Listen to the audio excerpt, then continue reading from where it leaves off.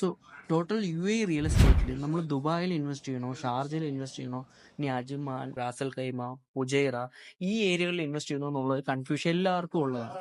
ഇപ്പൊ ഞാനൊരു ഫാക്ട്സ് വെച്ച് കാര്യങ്ങൾ പറഞ്ഞു. ഇപ്പൊ ദുബായിൽ എന്തുകൊണ്ട് ഇൻവെസ്റ്റ് ചെയ്യണമെന്ന് പറയുന്നത് എന്തുകൊണ്ടാണ് പറഞ്ഞാൽ, ദുബായിൽ ഒരുപാട് ഫോറിനേഴ്സ് സി ഇപ്പം നമ്മൾ ഉമ്മുൽ ഖുവൈനായാലും അതുപോലെ തന്നെ റാസൽ ഖൈമ ആയാലും അവിടുത്തെ എന്താണ് അവിടെ വരാൻ പോകുന്ന ഓഡിയൻസ് ആരാണെന്ന് നിങ്ങൾ എപ്പോഴും ശ്രദ്ധിക്കുക.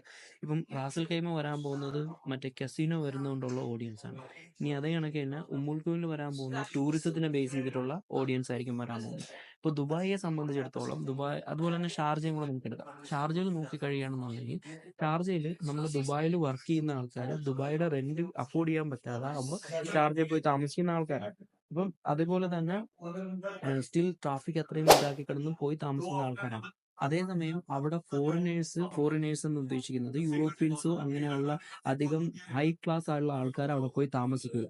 സോ സ്റ്റിൽ ദുബായിയുടെ റെന്റ് ഇൻക്രീസ് ആകുമ്പോഴത്തേക്കാണ് മറ്റ് എമിറേറ്റ്സിലെ ഇത് റെന്റും കാര്യങ്ങളും റിയൽ എസ്റ്റേറ്റും ഇൻക്രീസ് ആവുന്നത്. സോ സ്റ്റിൽ ഞാൻ എപ്പോഴും പറയുന്നത് ദുബായിൽ ഇൻവെസ്റ്റ് ചെയ്യാൻ വേണ്ടിയിട്ടാണ്. കാര്യം ഇതാണ് ഞാൻ പറഞ്ഞു വന്നത്. കാര്യം ദുബായിയുടെ വിഷൻ എന്ന് പറയുന്നത് ഓരോ വർഷം 2033 എന്ന് പറയുന്ന ഒരു വിഷൻ ഉണ്ടാവും. അതുപോലെ തന്നെ 2040 എന്ന് പറയുന്ന ഒരു വിഷൻ ഉണ്ടാവും. ഈ വിഷനെ ബേസ് ചെയ്തുകൊണ്ടാണ് ദുബായിയുടെ കാര്യങ്ങൾ ഗ്രോ ചെയ്യുന്നത്. അതുപോലെ തന്നെ ഇൻഫ്രാസ്ട്രക്ചർ നോക്കിക്കഴിഞ്ഞാൽ ഏതൊരു രാജ്യത്തെയും കിടപിടിക്കുന്ന തരത്തിൽ ഒരു രാജ്യമായിട്ട് തന്നെ നോക്കാവുന്ന രീതിയിലാണ് ദുബായ് ജസ്റ്റ് ഒരു നമ്മുടെ കേരളത്തിലെ ഒരു സ്റ്റേറ്റ് പോലുള്ള ഒരു സ്ഥലമാണ്.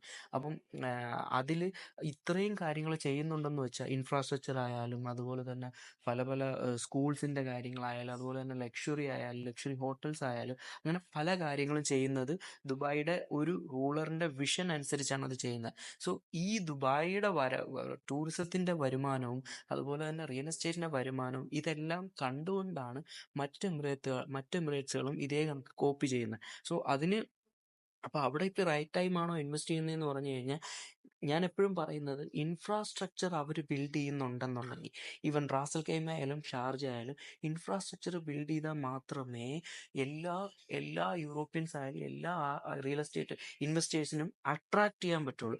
അല്ലാതെ ഒരു പർട്ടിക്കുലർ റിയൽ എസ്റ്റേറ്റ് ഇൻവെസ്റ്റേഴ്സിനെ അട്രാക്ട് ചെയ്തുകൊണ്ട് നമ്മളെ പ്രോപ്പർട്ടി നമുക്ക് റീസെയിൽ ചെയ്യാനോ ഫ്ലിപ്പ് ചെയ്യാനോ പറ്റത്തില്ല. പറ്റും, ഒരു ടൈം പീരീഡ് എടുക്കും. ഇപ്പോൾ ദുബായിൽ ഒരു പ്രോപ്പർട്ടി ഫ്ലിപ്പ് ചെയ്യാനുള്ള ടൈം എന്ന് പറഞ്ഞാൽ മാക്സിമം പോയി കഴിഞ്ഞാൽ 5 to 10 days മാത്രമാണ്. കാര്യം അത്രത്തോളം ഉള്ള ഗ്ലോബൽ റീച്ചാണുള്ളത്. അതേസമയം ഷാർജയിലാണെന്നുണ്ടെന്നുണ്ടെങ്കിൽ അത് 6 months ഇയേഴ്സ് എടുക്കുന്നതും ഞാൻ കണ്ടിട്ടുണ്ട്. അതുപോലെ തന്നെ നമ്മൾ ഉമ്മുൽ ഖുവൈൻ ആയാലും നമ്മൾ ഉമ്മുൽ ഖുവൈനും അതുപോലെ തന്നെ റാസൽ ഖൈമ ഇതേ കണക്ക് തന്നെയാണ് സംഭവിക്കാൻ പോകുന്നത്. റാസൽ ഖൈമയിൽ നമുക്ക് കണ്ടറിയാം എന്താണ് കസീനോ വന്നതിന് ശേഷമുള്ളതും ആഫ്റ്റർ കസീനോയും ബിഫോർ കസീനോയും നമുക്ക് എന്താണെന്നുള്ളത് അറിയാം. അപ്പം ഞാൻ എപ്പോഴും സജസ്റ്റ് ചെയ്യുന്നത് ദുബായ് തന്നെയാണ്. കാര്യം ദുബായിൽ നമുക്ക് ഈസി ആയിട്ട് റീസെയിൽ ചെയ്യാനും പറ്റും, ഈസി ആയിട്ട് റെന്റ് ഔട്ട് ചെയ്യാനും പറ്റും. കാര്യം ദുബായ് ഒരിക്കലും ടൂറിസത്തിനെ മാത്രം ബേസ് ചെയ്തിട്ടുള്ളതല്ല. ദുബായിൽ ഒരുപാട് ഇൻഫ്രാസ്ട്രക്ചർ ഉള്ളതുകൊണ്ട് അതുപോലെ തന്നെ സ്കൂൾസ് ആയാലും കോളേജസ് ആയാലും ഇപ്പം നിങ്ങൾ നോക്കിക്കഴിഞ്ഞാൽ അക്കാഡമിക് സിറ്റി ആയി, അതുപോലെ തന്നെ സിലിക്കോൺ ഒയാസിസ്, ലിവാൻ, ഈ areas, business bay, down town, ഇങ്ങനെ ഇപ്പോൾ ഡൗൺ ടൗൺ ടൂറിസത്തിനെ ബേസ് ചെയ്തിട്ടുണ്ട്. അങ്ങനെ കരാമ, ബർദുബ ഈ ഏരിയാസ് എല്ലാം ടൂറിസത്തിനെ ബേസ് ചെയ്തുകൊണ്ട് അങ്ങനെ ഒരുപാട് ഇൻഫ്രാസ്ട്രക്ചർ ബേസ് ചെയ്ത് നമ്മൾ നോക്കുകയാണെന്നുണ്ടെങ്കിൽ ദുബായ് ഏറ്റവും ഉയരത്തിലാണ് നിൽക്കുന്നത്. സോ ഇപ്പം ദുബായ് ഇവിടെയും അബുദാബി ഞാൻ കമ്പയർ ചെയ്യില്ല, ഷാർജ ഇവിടെയാണ് വരുന്നത്. ഇനി അബുദാബിയുടെ എന്താന്ന് പറഞ്ഞു കഴിഞ്ഞാൽ അബുദാബി നമുക്ക് എന്താ പറയുക, കൂടുതൽ റെസിഡൻസ് അവിടെ ഉള്ളത് കൊണ്ട് അതൊരു ലിമിറ്റഡ് ആയിട്ടുള്ളൊരു ഏരിയയാണ്. സോ എഗെയിൻ അബുദാബിയെ പറ്റി എനിക്ക് ഒരുപാട് കമൻറ്റ് ചെയ്യാനില്ല. കാര്യം ഇൻവെസ്റ്റർ ഫ്രണ്ട്ലി ആണോ എന്ന് ചോദിച്ചു കഴിഞ്ഞാൽ എനിക്ക് ഇൻവെസ്റ്റർ ഫ്രണ്ട്ലി അല്ലായിട്ടാണ് തോന്നിയിട്ടുള്ളത്. ഇത് എൻ്റെ ഒപ്പീനിയൻസ് ആണ് കേട്ടോ. ഇത് എന്താ പറയുക, ഞാൻ പറയുന്നത് എൻ്റെ അനലൈസിസും എൻ്റെ റിസർച്ച് ആൻഡ് അനാലിസിസ് വെച്ചിട്ടാണ് ഞാൻ പറഞ്ഞു വരുന്നത്.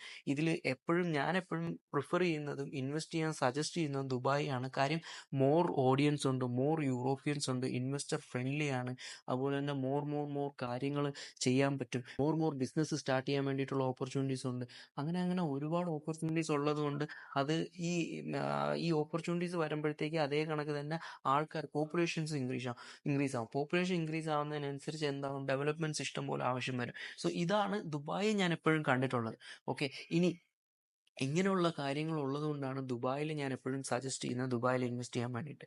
ഈ ഷാർജ ഇതുപോലെ തന്നെ ഇൻഫ്രാസ്ട്രക്ചർ ബിൽഡ് ചെയ്ത് വരണമെന്നുണ്ടെങ്കിൽ ഞാൻ നേരത്തെ പറഞ്ഞ കണക്ക് ദുബായ് ഈ ഭാഗത്തും ഷാർജ ഈ ഭാഗത്തുമാണ്. സോ ഈ ലെവലിൽ എത്താൻ വേണ്ടി ടൈം എടുക്കും. സോ അത്രയും ടൈം നിങ്ങൾ ഒരു ഓൾമോസ്റ്റ് 10, 15, 20 ഇയേഴ്സ് എടുക്കും. അപ്പോഴത്തേക്കും ദുബായ് ഇവിടെ നിന്ന് എന്താവും, മുകളിൽ കുറെ കൂടെ മുകളിലെത്തും, കുറെ കൂടെ ഡെവലപ്മെന്റ്സ് ആവും. സോ അതുകൊണ്ടാണ് ഞാൻ പറയുന്നത് എപ്പോഴും നമ്മൾ ഡെവലപ്മെന്റ് ഓഫ് മറ്റേ എന്താ പറയുക ഇതിൽ പോയി കഴിഞ്ഞാൽ, ഫ്ലോ ദ വാട്ടറിൽ പോയി കഴിഞ്ഞ് കഴിഞ്ഞാൽ ദുബായ് ആണ് ഏറ്റവും ബെസ്റ്റ് ആയിട്ട് ഇൻവെസ്റ്റ് ചെയ്യാൻ പറ്റിയ ഒരു ഓപ്പർച്യൂണിറ്റി എന്ന് പറയുന്നത്. കാര്യം നമുക്ക് ഈസി ആയിട്ട് പൈസ ഉണ്ടാക്കാൻ പറ്റും, ഈസി പ്രൊമോഷനാണ്. ഇപ്പം ഏതൊരു ഏത് ഇപ്പം നമുക്കിപ്പം ഉദാഹരണം പറയുകയാണെന്നുണ്ടെങ്കിൽ UAE എന്ന് പറയുന്നേക്കാൾ കൂടുതൽ ആൾക്കാർക്ക് അറിയാവുന്നത് ദുബായ് എന്ന് പറയുമ്പോഴത്തേക്കാണ്. സോ അതൊക്കെ തന്നെയാണ് ഏറ്റവും കൂടുതൽ റിയൽ എസ്റ്റേറ്റ് റീസെയിൽ ചെയ്യാനും ഫ്ലിപ്പ് ചെയ്യാനും റെന്റ് ഔട്ട് ചെയ്യാനും ഒക്കെ ഈസി ആയിട്ടുള്ളൊരു വേ എന്ന് പറയുന്നത്. അത്രയും ഫേമസ് ആണ്, അത്രയും ഇൻഫ്രാസ്ട്രക്ചർ ഉണ്ട്. അതുപോലെ തന്നെ സ്കൂൾസ് ആയാലും കോളേജസ് ആയാലും പലതരത്തിലുള്ള ഓപ്പർച്യൂണിറ്റീസ് ആണ് നമുക്കിവിടെ വരുന്നത്. സോ ടൂറിസം, അതുപോലെ തന്നെ നമ്മുടെ ടെക്നോളജി പരമായിട്ടാണെങ്കിലും, പിന്നെ അതുപോലെ തന്നെ അക്കാഡമിക് പരമായിട്ടാണെങ്കിലും, പിന്നെ ലൈഫ് സ്റ്റൈൽ പരമാണെന്നുണ്ടെങ്കിലും ദുബായ് ആണ് ഏറ്റവും ബെറ്റർ. കാര്യം ഫൈനസ്റ്റ് റെസ്റ്റോറൻറ്റ്സ്, അതുപോലെ തന്നെ പാം ജുമേറ, ഇനി വരാൻ പോകുന്ന പാം ജബലാലി, ലാമെർ, ഇനി വരാൻ പോകുന്ന maritime city, blue water island, അതുപോലെ തന്നെ ഒരുപാട് സ്ഥലങ്ങൾ, ദുബായ് ഐലൻഡ്, ഇങ്ങനെയുള്ള സ്ഥലങ്ങൾ ഇങ്ങനെ ബിൽഡ് ചെയ്തുകൊണ്ടിരിക്കുകയാണ്. അപ്പം ഏറ്റവും ഓപ്പർച്യൂണിറ്റി കൂടുതലും ദുബായിൽ തന്നെയാണ്. ഞാൻ എപ്പോഴും അതുകൊണ്ടാണ് ദുബായ് മാത്രം പ്രൊമോട്ട് ചെയ്യുന്നത്.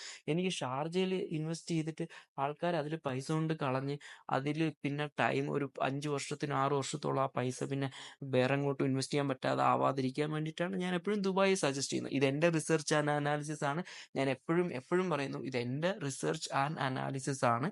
ഇത് വെച്ചിട്ടാണ് ഞാൻ നിങ്ങളോട് സജസ്റ്റ് ചെയ്യുന്നത്. എൻ്റെ ഇത്രയും വർഷത്തെ എക്സ്പീരിയൻസും എൻ്റെ ഇത്രയും വർഷത്തെ ആ ഒരു ദുബായിയുടെ ഗ്രോത്തും കണ്ടുകൊണ്ടാണ് ഞാൻ പറയുന്നത്. ബാക്കിയുള്ള എമിറേറ്റ്സ് എല്ലാം ദുബായെ കണ്ടുകൊണ്ട് ഓക്കെ നമുക്ക് ദുബായെ പോലെ ആവാം എന്നുള്ള രീതിയിലാണ് ചെയ്യുന്നത്. സ്റ്റിൽ ദുബായിക്കകത്താണ് മെട്രോ ഉള്ളത്. ബാക്കിയുള്ള എമിറേറ്റ്സിലെല്ലാം അത്രയും ആൾക്കാർ വന്നാൽ മാത്രമേ പിന്നെ മെട്രോ വരാൻ പറ്റുള്ളൂ.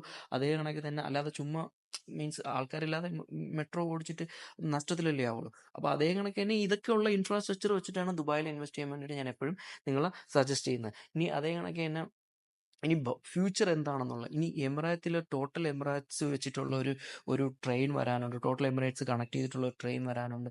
അതുപോലെ തന്നെ ടോട്ടൽ GCC കണക്ട് ചെയ്തിട്ടുള്ള ട്രെയിൻ വരാനുണ്ട്. അപ്പോഴും എല്ലാം ഒരു ദുബായ് ഒരു ബിസിനസ് ഹബ്ബായി മാറും. എന്താ പറയുക, ഫസ്റ്റ് ഇപ്പം ഉദാഹരണം പറയുകയാണെങ്കിൽ നമുക്ക് ആർക്കും അറിഞ്ഞുകൂടാത്ത ഒരു ഒരു സ്ഥലം എടുക്കാം. ഇപ്പം നമുക്ക് ഉദാഹരണം നോക്കുകയാണെന്നുണ്ടെങ്കിൽ ഓക്കെ, നമുക്ക് ഇന്ത്യയെ തന്നെ പഠിക്കാം. ഇന്ത്യ ഒരു മുംബൈ അല്ലെങ്കിൽ ഒരു കേരളം തന്നെ പഠിക്കാം. കേരളത്തിൽ നോക്കിക്കഴിഞ്ഞാൽ കൊച്ചിയാണ് ഏറ്റവും കൂടുതൽ എന്താവുന്നത്, ഫേമസ് ആയിട്ടുള്ള ഒരു ബിസിനസ്സിനായാലും അതുപോലെ തന്നെ ഒരു ടൂറിസം സ്പോട്ട് ആയാലും. അത് എല്ലാ സ്ഥലവും ടൂറിസം സ്പോട്ടാണ്, പക്ഷെ കൊച്ചി കുറച്ചുകൂടെ അഡ്വാൻസ്ഡ് ആയിട്ടാണ്. മെട്രോ നോക്കിക്കഴിഞ്ഞാൽ നിങ്ങൾ കൊച്ചിയിലാണുള്ളത്. അപ്പോൾ അങ്ങനെ നമുക്ക് എന്ത് ചെയ്യാൻ പറ്റും, കൊച്ചിയിൽ അതുപോലെ തന്നെ പ്ലോട്ടിൻ്റെ വിലയും കൊച്ചിയിൽ അതുപോലെ തന്നെ ഇപ്പം ഏറ്റവും വലിയ മാൾ ലുലു മാൾ എന്ന് പറയുന്ന കൊച്ചിയിലാണുള്ളത്. അതുപോലെ തന്നെ ഇങ്ങനത്തെ കാര്യങ്ങളാണ് ആ ഏരിയനെ ഡെവലപ്പാക്കി എടുക്കാൻ വേണ്ടിയിട്ടുള്ള ചാൻസസ് കൂടുതലുള്ളത്. സോ അതേ സംബന്ധിച്ചിടത്തോളം ദുബായ് നോക്കിക്കഴിഞ്ഞ് കഴിഞ്ഞാൽ നിങ്ങൾ ദുബായ് മോളുണ്ട്, അതുപോലെ തന്നെ മെട്രോസ് ഉണ്ട്, അതുപോലെ തന്നെ ബസ് കണക്ടിവിറ്റി ഇഷ്ടംപോലെ ഉണ്ട്. അപ്പം ഇങ്ങനത്തെ കാര്യങ്ങൾ ഉള്ളതുകൊണ്ട് ഇവിടുത്തെ റിയൽ എസ്റ്റേറ്റ് നന്നായിട്ട് ബൂമായി പോവുകയും ചെയ്യും. ഇവിടെ ഇപ്പം നിങ്ങൾ ഇൻവെസ്റ്റ് ചെയ്താലും അത്യാവശ്യം പൈസ ഉണ്ടാക്കാൻ പറ്റുന്ന രീതിയിൽ നിങ്ങൾക്ക് മുന്നോട്ട് കൊണ്ടുപോകാൻ പറ്റും. സോ ഇതാണ് ഞാൻ എപ്പോഴും പറയുന്നത്, നിങ്ങൾ മൊത്തത്തിൽ പഠിക്കുക, എന്തുകൊണ്ട് ദുബായ് ഇത്രയും ദുബായിലുള്ള ആൾക്കാർ ഇത്രയും ഇൻവെസ്റ്റ് ചെയ്യുന്നുണ്ട്. പിന്നെ നമ്മൾ ഇപ്പം നിങ്ങൾ ആലോചിച്ച് നോക്കുക, നമ്മൾ ഇൻവെസ്റ്റ് ചെയ്യുന്നത് 1, 2 മില്യൺ അല്ലെങ്കിൽ ഒരു കൂടിപ്പോയാൽ 5 മില്യൺ അല്ലെങ്കിൽ 10 മില്യൺ വരെ ആയിരിക്കും നമ്മൾ ഇൻവെസ്റ്റ് ചെയ്യുന്നത്. നിങ്ങൾ ആലോചിച്ച് നോക്കുക, 100 മില്യൺ, 200 മില്യൺ, അതുപോലെ തന്നെ 500 മില്യൺ, 1000 മില്യൺ, ബില്യൺസ് ഇൻവെസ്റ്റ് ചെയ്യുന്ന ആൾക്കാരും ഉണ്ട്.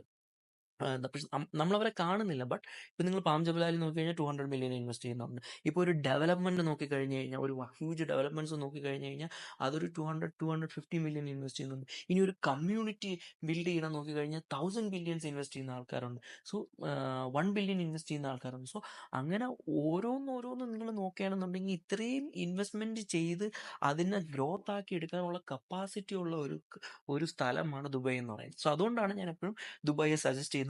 സോ എപ്പോഴും ഇൻവെസ്റ്റ്മെന്റ് ചൂസ് ചെയ്യുമ്പോഴത്തേക്ക് വൈസ്ലി ചൂസ് ചെയ്ത് നിങ്ങൾ ഇൻവെസ്റ്റ് ചെയ്യുക. ഓക്കെ.